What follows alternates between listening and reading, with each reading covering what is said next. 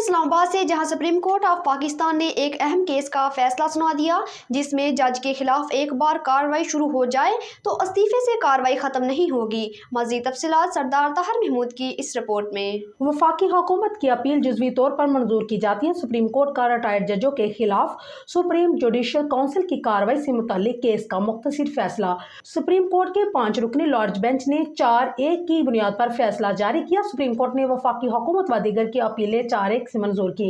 Justice Aminuddin Khan ने कहा है कि सुप्रीम कोर्ट ने अपीलें जुज़वी तौर पर मंजूर कर ली है, तफसीली वजूहात बाद में जारी की जाएंगी। फैसले में कहा गया है कि जज के खिलाफ एक बार कार्रवाई शुरू हो जाए तो जज के इस्तीफे या रिटायरमेंट की बुनियाद पर कार्रवाई खत्म नहीं होगी।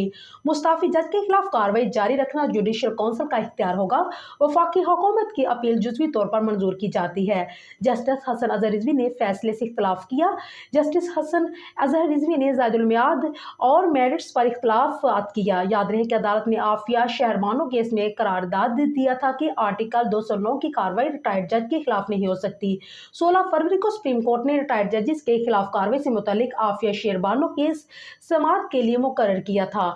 जस्टिस अमीनुद्दीन खान की सरबराही में 5 रुकनी बेंच बनाया गया। यहाँ ये भी याद है कि 16 फरवरी 2024 को secretary supreme court judicial council को लिखे गए खत में सुप्रीम कोर्ट के साबिक जज जस्टिस रिटायर्ड मजहर अली अकबर नकवी ने कहा है कि सुप्रीम जुडिशल काउंसिल की कार्रवाई मेरे इस्तीफे के बावजूद जारी है।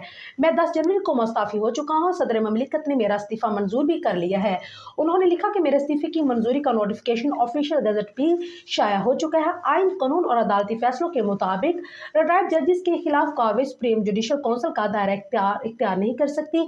साबिक जज ने अपने खत में लिखा है कि सुप्रीम जुडिशल काउंसिल का 12 जनवरी का हुक्म गैर कानूनी है। इस मामले पर सुप्रीम जुडिशल काउंसिल अपने इख्तियार से तजावुज कर रही है। मैं आईनी और कानूनी तौर पर काउंसिल की इस कार्रवाई का हिस्सा बनने का पाबंद नहीं हूँ।